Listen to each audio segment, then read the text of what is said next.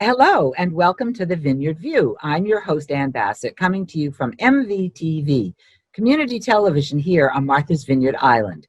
Today, my guest is Tom Bennett.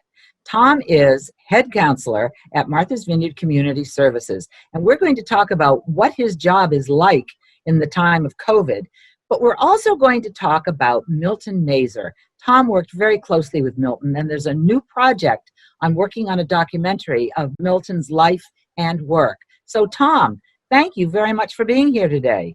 Good to be here with you, Ann. Well, I do want to hear about your work. I can refer people to our earlier show about your life and about us growing up together as neighbors and you being the fifth Bassett brother. That's right.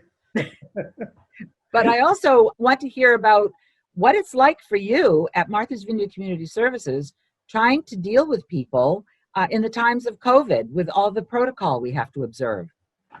Well, I got to tell you, I've been amazingly impressed by the overall staff response to the community during this time. It's really been quite a proud experience to be part of this team that has really worked so hard to continue our services to the community, which we've been doing pretty much throughout the whole COVID pandemic. It is very trying on, of course, everybody in the community and on our counselors as well, because we're all living it together. But overall, we have continued our groups, our individual sessions through telehealth. Even the nursery school had reopened to provide services to the community. And of course, there's the Island-wide Youth Collaborative and the Disability Services, the Daybreak program, all function through this pandemic, these trying times. So I'm very proud to be part of it, Ann, really. It's been quite a unusual experience, unlike any others I've ever had at community services, that's for sure. Well, unlike anything that we've lived through. I mean, there hasn't been a pandemic since 1917, and right. so this is a challenge for all of us. But I'm glad that things are going well at community services, and I'm so glad that the staff is able to cope. And this brings me to, it's difficult living on an island. Indeed, the whole world is shutting down in many, many ways, and many businesses have gone out of business. But when you're on an island, you're even more restricted. And that reminds me of Milton's book, People and Predicaments. Right. How a lot of the situations that he was talking about when you live in an isolated place are kind of exacerbated. So that's what you're seeing, right? We are. I mean, the other thing that's happening is because we were such a safe haven for so long, of course, there's been a big uptick in cases over the last few weeks. But before that, we were one of the safest places in the country, I think. And a lot of people moved here. Have you noticed? I mean, there are so many people staying here year-round now. It's an amazing thing. So that's even increased our services, the pressure on our services. But we're managing to keep it going. So yeah, it's really just such a unusual experience for everyone involved. But we're all in this together, right? Yes, we are. We're all in this together. And I hear you about people from outside flooding in here, noticing just license plates in parking lots. It's really interesting. A lot of Texas plates, and Texas is in real trouble right now. So, and lots of New York, we're seeing that. And Florida plates too. Exactly. Yeah. Exactly. But you can't blame people for wanting to come up here, especially if they own a home here. I think I would be doing the same thing. I would have done the same thing with my family because, it's such a scary thing what we're going through, really. It's just a horrific experience for the whole country. Yes, it is. And, I agree with you entirely. When the pandemic first hit, that was my first thought was, well, if I had a second house on Martha's Vineyard, I'd move there in a heartbeat. Absolutely. And I'm sorry there was such a pushback on the island. There were some very nasty comments on some of the online social media, and I'm sorry to hear that, because we as a community are not unwelcoming, and I think we've done well in welcoming people into our fold. I know you are doing just that. We have over time, and still maintain our culture, which is key, you know. Milton Mazer, by the way, was a big, I think, person to carry the culture of caring for our people, you know, being able to take anybody that needs our help and make a place for them here. Well said. Very well said.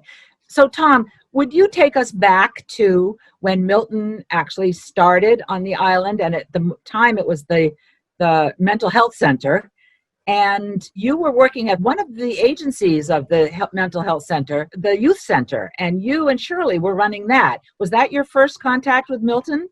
No, actually, it was actually the first name of the mental health. It was called the Guidance Center. And then he changed it to the Mental Health Center. But initially, it was called the Guidance Center. And it was right in Edgartown, across the street from where it used to be Ryan's. You know, the old coffee shop where that the old coffee shop. Yeah. Then it came to be the Mental Health Center. But I first met Milton when I was a kid growing up, and my mother took me to see Dr. Mazer because I was a teenager. And as you might have remembered, in our family, Dexter had some mental health problems. So Milton was involved with our family. And I was, you know, an acting out adolescent as well. So I got to meet Milton then, and he was wonderful. He made me feel at ease, and he declared that I was just fine to my mother, and that was my first contact with Milton, back when I was like 14 years old or 15 years old. Well, and Milton became involved in many families. I know my brother Tommy went through some difficult times, and you're right. In order for Milton to treat an individual, he had to look at the family. And I think that was the first time we understood that concept here. I think it was the first time we ever had any kind of mental health services other than what the wonderful primary care physicians tried to provide themselves for us on the island. And you know, Milton was brought here by the island primary care doctors, Dr. Nevin, and I think it was Dr. Rappaport back then. I'm not sure who the other doctors were, maybe Dr. Mills. They wrote a letter to Milton because Bob Nevin, Dr. Nevin had met him at a summertime gathering and wrote a letter asking him if he'd be interested in coming to the island to serve our people here on the island. And it was a time when there was a lot of depression on the island and a lot of alcoholism, and we'd gone through a number of suicides on the island. So they reached out to Milton, and to their shock, to everyone's benefit, he decided to give it a try, and he came here in 1961. 61, my goodness. That was the first year, yeah.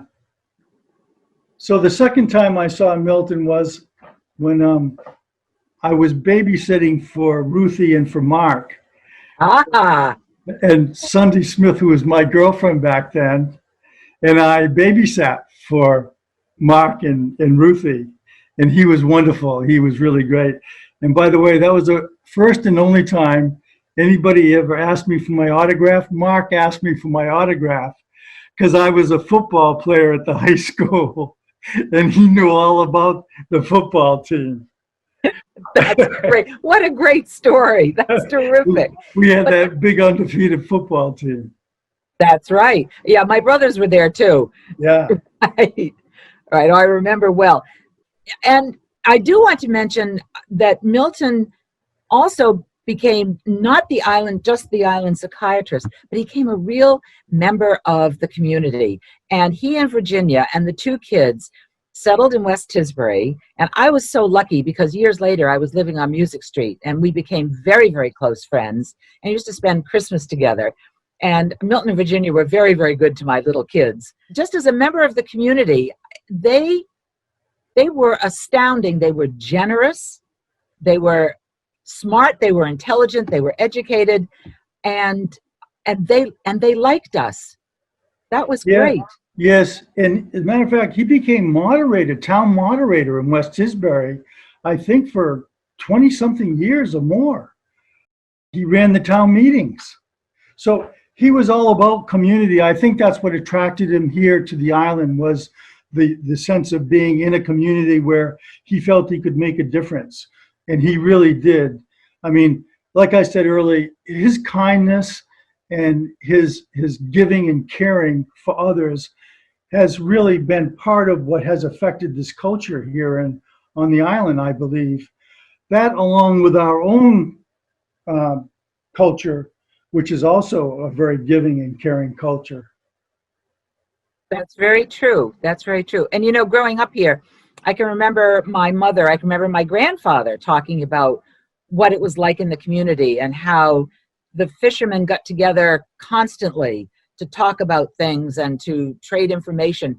And indeed, sometimes to make sure that the poorer families in town had fish to eat. Right. Yes. And remember when people would build a house, everybody, all of the people would get together that were in the construction business, and they'd help them build the house, you know? That's true. Everybody was a jack of all trades because there really wasn't any like factories or, any of those kinds of businesses where people worked year round much back then. That's true. It's like the Amish doing barn raising. Everybody, and I remember when I was young watching that, I remember all of my brothers doing the same thing. I mean, it was generational, and it continues, I think, to this day, to an extent. To an extent. It does. Like the raising of the ag hall. Remember that? That was astounding. That was super. Yeah, that was an example for all of us, and I think we all took it that way. Yeah. Yeah. So back to Milton and the book. One of the reasons I think working on a documentary about Milton right now is important is that People in Predicaments, which was written in the, early 70s? Yeah, it was printed in 76, I think. It's applicable today. Can you talk a little bit about what you remember reading in the book and what you are seeing today? Well, I think a lot of it has stayed the same because the culture, somehow we've maintained our culture even though we've gone through so many changes and such a population explosion. But one of the things that I remember he teaches in the book is for therapists that work in the community is therapist transparency, he called it. That people who work in the community become part of the community. And it's not like in other communities where you may work in one town and go to another town. You could be going through all kinds of things in your own life, like a divorce or having people pass away in your family, and your clients would never know about it. But in our community, people get to know you and they understand what you're going through. So for some people, adjusting to that, seeing their clients right downtown, maybe going to the A&P or the Stop and Shop, and that was one thing. So helping people to understand it culturally, that is something that you have to adapt to, that you are part of this community, and people are going to be judging you just, like they do everyone, but there are also people who will not only judge you, but are very giving and caring people as well.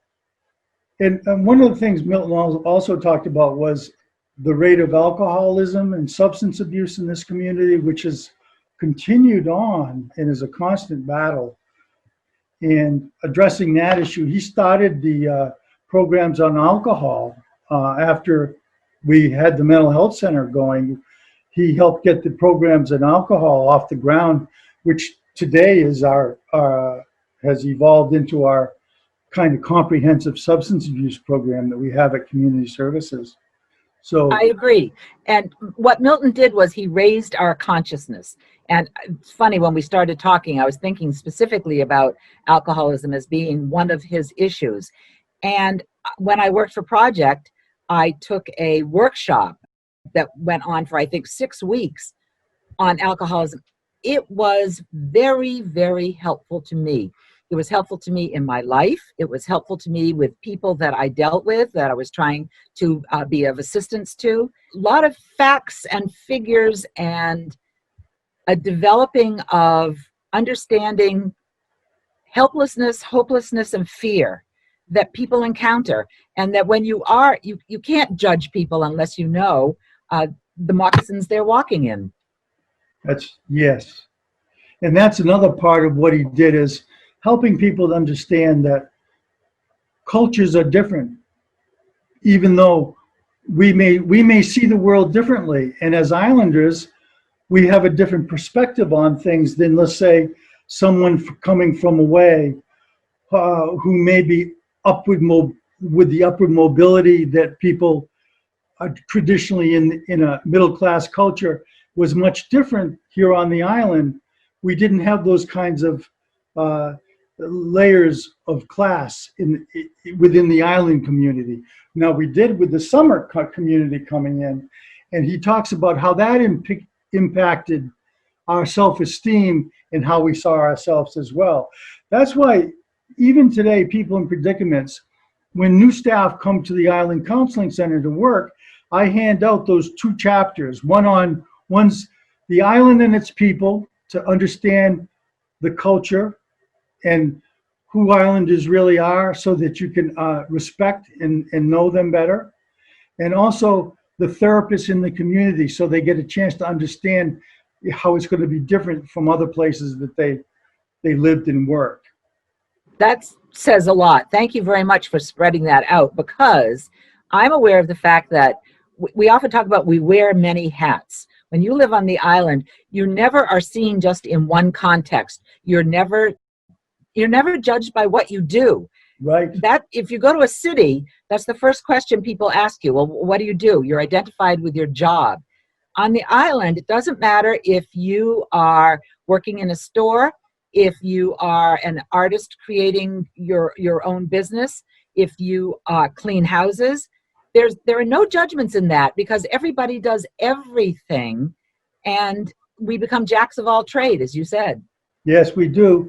And that's one of the things that Milton addresses in the book, is that people are not judged upon their, quote, profession or their job, but more on the person, the interpersonal relationships you have with them, which is much different. In other communities, like lots of times lawyers will spend their social time with lawyers, doctors with doctors, construction workers with construction workers, fishermen with fishermen. But that's not the case on the island. If you go to gatherings, there are people from all different walks of life that may be at that gathering. Yes, that's very true. And we all socialize in many different ways. And there are small circles. There are the people that you know in your church. There are the people that you know at work. There are the people that you know at the post office. There are the people that you go horseback riding with, or share, your job with, or your hobbies, or who you quilt with, or who. That's also fascinating, that our circles intersect at all times. Right, it is. And the key is you don't judge people by their status. You judge them by their character. And that is a big learning point for a lot of folks who are going to be moving and living here year-round.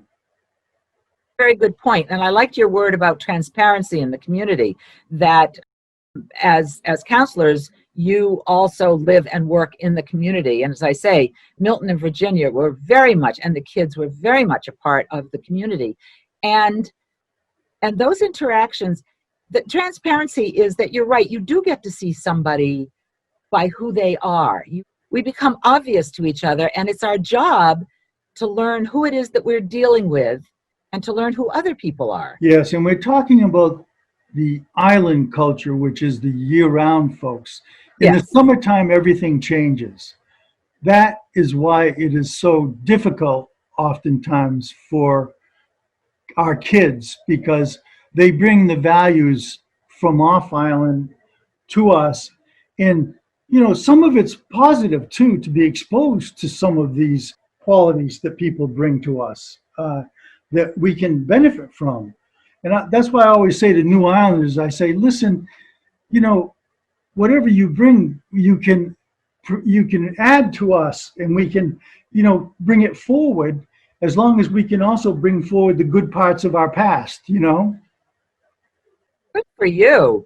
I don't often hear this kind of conversation. I'm delighted that we're talking about these things, because these are the things that you're right. As Islanders, we confront every day. Now, I remember growing up, indeed, we had summer friends. And my mother was very clear that, your summer friends will have things and do things that you can't do. And that's all right. But do spend the time that you have together sharing what you can. In other words, if they had a lot of expensive toys or expensive things, we didn't much have those. But somehow or other, I don't ever remember feeling envious about that. They just lived in a different world, and that didn't really affect us all that much. How did you feel? Well, I think that one of the things that did affect us is that there were off-limits places to us that were not off-limits when the summer season wasn't on. They had things like the yacht club and the tennis courts and the things that were not available to us. So there was a feeling of separation between the off-island kids and the island kids, I felt. And the other thing is, and we went to work at a very young age. That was a big difference. We grew up in a very work-focused culture, and the work ethic is very, very big ethic for self-esteem in our culture, I think. And I was 10 years old, and I was caddying at 10 years old. Never stopped working after 10 years old. And when the kids, we would pass on the road, I'd be going to go to work caddying, and they'd be going to work to go sailing or go play tennis, right on the same block, right? Right. right down there on the east side. And that's right. We saw it all. Yeah, we did. So there was a difference. There was a difference. And we were kind of the workers for the folks, the summer folks that came. And back when we were younger, the summer folks that came often stayed for the whole summer. There weren't very many day trippers. They were summer residents. And they supported all of our facilities. Like, they would support the Boys and Girls Club. It was, they would help a lot in the town as well. And they'd get involved in the town back then. I think they had a sense of feeling a connection to the island. Absolutely. It's not as much anymore like that. No. We knew our summer people. In Edgartown, you knew, and often those houses were owned by generations. You knew the summer people's grandparents. Right. And my grandfather used to say that he liked the fact that during the summer, when those people were here from New York or wherever they came from, he, as an electrician and plumber, worked for these people, but he was often asked to stay for a drink after work. Yeah. He never went in the back door. He went in the front door. And I remember, let me see, how can I put this? I remember being very affectionate about some of our summer people. I remember George Flynn, God bless George Flynn. For one thing, he let the family do all of our hunting. Bassets were always allowed to hunt down at Pahognet. And I babysat for his grandchildren, and there would be gatherings around the piano at night and singing songs. That's just one family that were really integrated into our society. My grandfather used to run the farm down there for George Flynn. Did you know that years ago? That's right. I forgot that. And my mother actually was there during the Great Fire of '32, when all the heath hens almost got wiped out. And my grandfather put her in a rowboat and pushed her out into the pond, so that if the fire came, but the wind changed and it didn't burn down the house down there, George's house down there. I went down years later and I saw a picture of my grandfather on the wall down there. Nice. How's that for a little history with Lynn Proctor? That was great. What a great story. But now you can't even go down there now. You know what I mean? I do know. And it's changed. Things have changed a lot. Things have changed. Yeah. Right. We had it at the best, I think. I think we really did, yeah. Although my mother thought that and my grandfather thought that. So right. That's how it goes, right? How it goes. Right. Okay. Getting back to Milton. I became aware of Milton, as I say, early on because he did deal with families and indeed he worked with a lot of our families in town, and we all certainly knew each other and we all interacted at all times. But I also remember when later on, when I was living on Music Street, Bill Bruff worked with Milton, and Bill did a lot of work in the Edgartown School. And I remember Bill saying that the Edgartown School had a reputation for bullying at the time, and he was doing a lot of work there. Do you remember those times? I remember Bill Bruff. I worked with him for a little while, and I was coaching Little League, and we would get advice on, Neil and I were coaching Little League together, by the way. Right. Your brother Neil. And Bill and I, we would meet with Bill and he'd help us talk about how we can best work with the kids, which I thought was a beautiful thing. Isn't that something? Yes, it is. So I learned some things from Bill about children and working with kids from Bill. Yeah. But he was very active and he hit the island, boy. He was so popular. He used to also go up to the high school, for a while. And I think it was a lot of credit to the schools that they opened their doors to Bill. Yes. And let him come in like that and really followed his lead. The thing I was sad about was Bill left after just a couple of years, I think. But, he had quite an impact upon the island. Certainly did. And he lived across the street from us. And I saw him almost every day. And I shared a garden with him for a couple of years. We gardened together, got one of his puppies from his dog, Abigail. And Bill was very, very much part of it. He liked our community and really was part of it. And I hope that Bill's going to be part of this interview stream. I found him in California and I did. Good for you. He was teaching at Goddard for a while. I did. I remember hearing that. Yeah. And he did come back when Helen Maley was doing the early childhood seminars the whole weekend. Yeah. Bill came back a number of years to speak at that. Yeah. Right. So I'm also going to be talking to Everett Matosa. I'm going to talk to him tomorrow. Right. Oh, that's great. Everett was, Milton was really a mentor for Everett. He was another psychologist that had a really good impact on the island. I enjoyed working with him. He was really good because he'd gone to school, and he was one of the people that encouraged me to go back to school and get my degrees. So that was a really nice support that I got from Everett to do that. I remember you saying that was the hardest thing that you ever did. You were working full-time and getting a master's full-time. And I know it was hard on you and it was hard on your family, but by God, you did it. Yeah, I commuted back and forth to Cambridge, Mass. Yep. And then I did it for a year for a doctorate program in Keene, New Hampshire, Antioch, New England. And I went for a year. I completed a year, but I couldn't keep going. It was just too much to commute going back and forth and trying to work full time because I had to work full time at that time, And raise a family. Yeah. Hard to do. But the first that year in that PhD program was really wonderful. Clinically, I got so much out of that program. It was really great. I'm glad I did it. Well, we're glad you did it, Tom. We're glad you did it. And these opportunities did become available. I remember talking to Bob Tankard about him getting his degrees. Yeah. And, Vineyard kids were encouraged. It was hard work, but you were encouraged. I think Milton had something to do with that.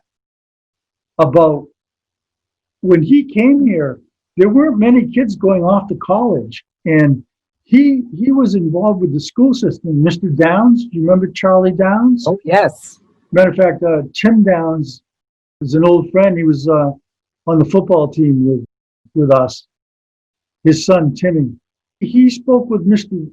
Downs, and I think they worked together to begin to try to work towards having more kids who graduate from the high school. And then the regional high school started right after Milton came here. Remember that? I was in the first graduating class, the class of 1960. All right, that's right. Right, which was 60 years ago this year. Was that with Marilyn Jackson? Was she in your class? Oh, yes, Marilyn Jackson, Yeah. Cappy Lane, Donna Berube, Nancy McLean, That's Sandy Brown. Oh, yeah, that was us Edgartown kids. And Mary Downs joined us. I met kids at the regional high school who had grown up on the island just like me all their lives that I had never met before in my life. Isn't that absolutely. saying something? Oh, yes. I can remember going up to Oak Bluffs when I was in the 8th grade, which was like highly unusual. Yes. And visited with Tony DeRosa up there and the DePriest boys. And that was like unheard of, that an Edgartown boy would go all the way up to Oak Bluffs to hang out with the Oak Bluffs boys. And I love the fact that you guys have stayed together. You and Coach and Tony DeRosa and Raul Jackson. Yeah. You all stay in touch. You all get together. Yeah, and Todd. Yeah, Todd, brother Todd. Yep. Richie O'Neill. Yeah. Richie. Yeah. Good gang of kids. They really are. Right. And we certainly had good times when we were kids. And I do miss your brother Dexter. Dexter was a daily part of my life for a long time, just as he was yours. He was a beautiful person. He was. And he suffered, but he tried to make other people happy. Yeah. He was the person who kept everybody informed of what was happening in the family, for our family, for years. He knew what everybody was going through in the family, and he would come and have coffee with me and give me an update on how everybody was doing. And he'd go all over doing that all the time, you know. He was wonderful, really. He was great. Family culture is interesting. For my mother was Grand Central for us. We all came to her, and then she would tell us what everybody else was doing. Oh, is so that every family needs that. That's right. I think every family should have one of those people. That's right. Okay, when I was working for Project, getting back to Milton, when I was working for Project, I was the assistant director to Sherm Goldstein, and Sherm's going to talk to us as well on this project. Milton organized, again, outreach and workshops. I was encouraged to go to Boston. I did a course on gerontology, which has stood me in very good stead. I was encouraged to take, again, that huge course on alcoholism. There was continuing education. Milton saw to us that we had continuing opportunities for continuing education at all times. And of course, because Sherm was the director, he worked more closely with Milton than I did. But still, Milton was the guiding force for a long time in all the agencies. He was. He was like he really was like an acting executive director, even though he was director of the mental health center, because we didn't have an executive director back then. So we would have these joint meetings of all the program directors, and Milton would lead those meetings. And that's where we developed the other programs, was through those joint meetings that we had with the different program directors, like the programs on alcohol, the Daybreak program, the visiting nurse service, you know. So we would develop programs from the groups. But originally, development of programs came right out of the mental health center with Milton's initiatives. That's true. All of the other initial programs. Right.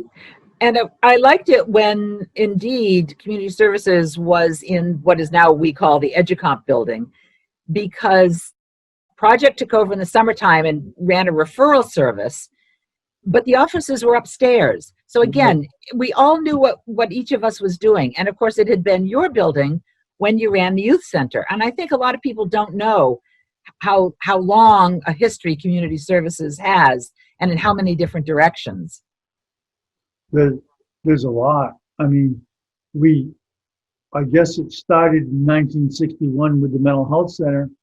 And then I think the second program was the youth center, because we had all those kids a lot of kids got killed in driving and drinking, drag racing on the island. Remember that, Ann? I do. We had like 5 kids in 3 or 4 years there that got killed in car accidents. So they got together. That was Milton again, and they opened a youth center so the kids had a safe and healthy place to go where they could congregate and socialize. And I ran that program for 8 years. But that's an example of the kind of programs that Milton initiated and the process of trying to meet the needs of the community as they present themselves. Right. Now, I was always very impressed with you and Shirley because you let the kids do a lot of the deciding. You would have meetings with them and they could decide which direction the center was going to go in. And they were the ones that had the idea for the kitchen downstairs and running a malt shop in the building. And it occurs to me that is part of our culture here on the island, because when my kids went to the new West Tisbury School, the 6th, 7th, and 8th grade teachers were Susie Goldstein and Carl Riley and Pat Gregory. And they started off the morning with a meeting with the kids to talk about not only curriculum and things, but if there was always an annual trip. And they got to decide where they were going to go, how they were going to raise the money, and who they were going to ask to be chaperones. And I got to chaperone a lot of those trips. And you used to ask me to chaperone at the center, at the youth center, when there were dances. Yes, we did. Yes, I did. We used to have chaperones come in so that they could see what was going on for themselves and could go back and speak to what's happening with their children at the youth center. And it wasn't any secret, and it was right out in the open, and it was a good, healthy place for those kids, Absolutely. And it would help us a lot to have those folks come in, But, the whole thing with having the kids on the youth board, that's preparing kids for community involvement too. That they learn to be part of a discussion about an issue and how to resolve it with a person facilitating it, which would be me and Shirley and I. But I got that idea from David Smith. He's the one who originated that, and we just took it forward. And it really was a big part of the youth center. They had some say over what programming we did. Well, we're back to the importance of transparency. People tend to fear and distrust that which they don't see and don't understand. And you're right, there was some, well, what are the kids doing in there? Right. And you handled that brilliantly. Well, thank you. Of course, I had Shirley Robinson with me. How can I miss? Cheryl, yeah. Auntie Cheryl, she's just the most wonderful. So fortunate anyone who got to meet her is very lucky to have got to know her. Right. Well, and that whole extended family. That's right. That's right. It's true. Real contributors to the community. Very much so. You bet. Okay, give me some more thoughts from your perspective of working with Milton and how Milton saw our culture here and worked within it and adapted to it, and changes that he was making, but in a very subtle way. Well, like I said earlier, I think he was very kind, and he brought that in the caring for others to the culture. That's a big part. And I think that kind of drove Milton, that kindness and that caring for the community. And out of that came the ideas. Milton was also probably he may be the brightest guy I've ever known. He was an incredibly intelligent, bright man. And everybody realized that after you work with them just for, after 15 minutes, you realize that. So we were very fortunate to have him at the helm. And I think his getting involved with being a moderator in the West Tisbury town there and bringing up his children in the community where they went to the schools here, I think that made him feel like he was part of what he was giving. And I think that whole idea of what you give today, you may need tomorrow, and not this like from on high, we provide this services, but we are providing your services because we're lucky enough to be in this position to be able to do that now. But tomorrow I may need you to provide some service for me and help me through a jam too. You know what I mean? Cast your bread upon the waters. And I think about that often because in this community, what goes around comes around. That's right. That's right. It's Islander transparency. We know all of our best and all of the worst of each other, but we accept that. We accept it. Nobody should be judged by what problems they might have gone through as a person. It's how they manage those and what they do with those experiences to try and make a life for themselves and for others, Right. And when we were a smaller island, it was easier to take care of each other. We were more revealed to each other. And I'm thinking about in Edgartown, again, kids who didn't have much to eat at home knew the houses where they could go to where they could get a meal. Yeah. And I know of one family where the family hygiene wasn't great. The kids would go to a neighbor's house for a bath once a week. The neighbor made sure that they got that bath. You'd often see somebody with a pile of clothing that they were going to leave on somebody's step. It was subtle but we could all do that because we saw each other more clearly. The red stockings started way back when we were kids. You know that? It's true. Way back when we were kids. And who started that? Nobody even knows anymore, do they? I don't know if anybody knows.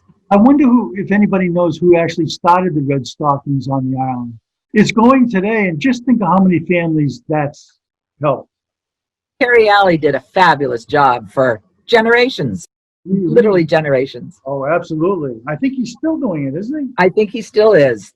Yeah. I think he is. I think the island has a lot to be grateful to him for. Well, going back to Milton, and that's a good point. I hadn't thought that somebody in his position might have decided to send their children off island to private schools. Oh, yeah. But Milton very much wanted his family to be in the center of this community. Right. And so do you see Mark? I haven't seen Mark in years. How is Mark doing? I saw him a number of years ago because we honored Milton at the at Community Services. And we honored Milton and John Pierce after they passed away. And Mark came to that. So I saw him then. It was great to reminisce with him about old times. And I reminded him when he asked me for my autograph. Great story, Tom. Great story. You star athlete, you. Oh, God. Okay, so tell me some final thoughts that you have on Milton's legacy, if you will. Well, I'm just really glad that we're doing this, and I was so pleased when we started getting together to honor him and his legacy, because I think it's really important to the island to connect the dots that we are part of a legacy of not just Milton. We're talking about Milton, of course, but others who had the foresight to ask him to come here and to care enough about the community to create this unbelievable organization called Martha's Vineyard Community Services that serves 6,000 islanders a year. and continues to be one of one of the backbones of the community. And I think that we have to attribute a great deal to Milton being the driving force for developing this fantastic service organization to the island. So I tell you, Milton brought so much to us that now is going to be talked about. And I think, what do they say? What's that saying that goes, the country that forgets its history is destined to repeat it? So we don't want to forget our history and see how far we've come. Because if we look at it, we'll cherish it, and we'll want to put the energy and effort into keeping it going forward and even expanding upon the goodness of what this man brought to us. Thank you, Tom. That was beautifully said, beautifully said. And I hope that we're going to be able to continue this conversation at another time, because I think we haven't said everything that needs to be said. And I think that your contributions have been so incredibly dynamic. And the fact that part of you was shaped by someone like Milton, how lucky we are. How lucky I was, and how lucky I am. Yeah. Well, thank you, Tom. I'm going to sign off now. Okay. And I hope we'll talk again soon. Me too, Ann. This is Ann Bassett saying thank you for watching The Vineyard View on MVTV. Be sure to watch the first show that Tom did with me, because it'll give you even more background on how community services has evolved and how Tom's life has evolved. So thank you.